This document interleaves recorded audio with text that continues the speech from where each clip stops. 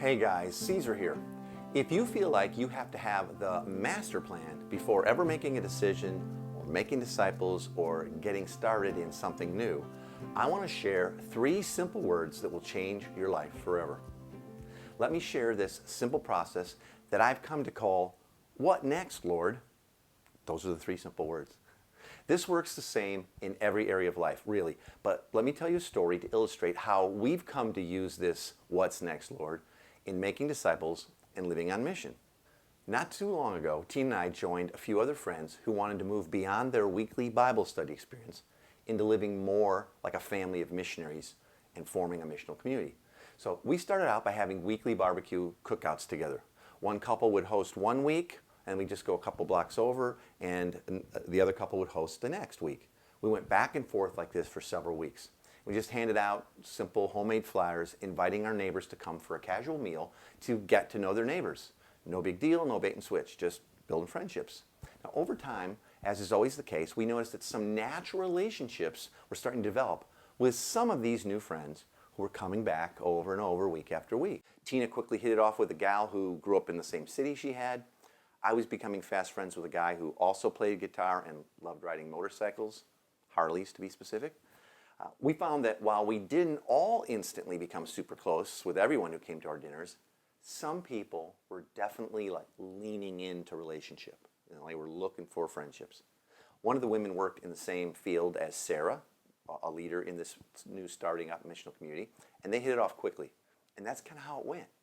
Each of us naturally built friendships with 1 or 2 others that were coming.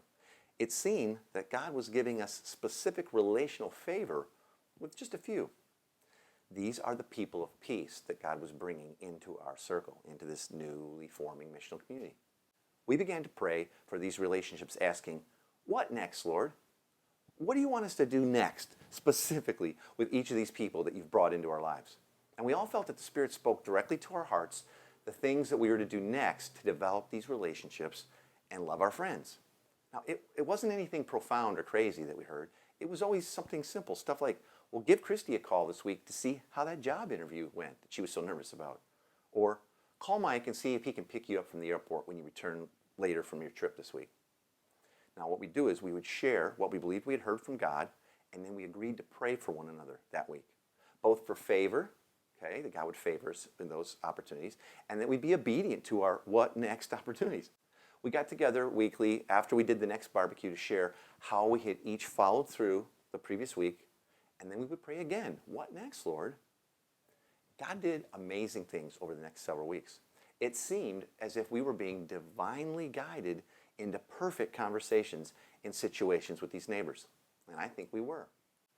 Our hope, and what we had asked God to guide us into relationally, was the opportunity to take some of our new friends and neighbors through the story-formed way, which is a really cool way of introducing people to the full storyline of the Bible in community. You'll love it. Well, the group ended up, the 6 of us, we ended up inviting 7 people from our new friends to join us for this time together over the next 10 weeks. And 6 out of 7 agreed. The one gal who wasn't ready to do that with us remained close to our circle of friends. It wasn't as if we rejected her because she said no. With some things we do, not everyone will want to take part or be able to. "Hey, you want to go bowling?" No thanks." "Oh, wow, a rejecter of the faith." No, she stayed part of our community. And she's our friend. We love her. And we still hope and pray for her to lean in to a deeper relationship with us and with Jesus. But for now, she's where she is. Well, we saw God do some great things over the next weeks and months together. We felt deeply in love with these new friends, and we saw several come to faith in Jesus as they began to walk in his ways together with us in community.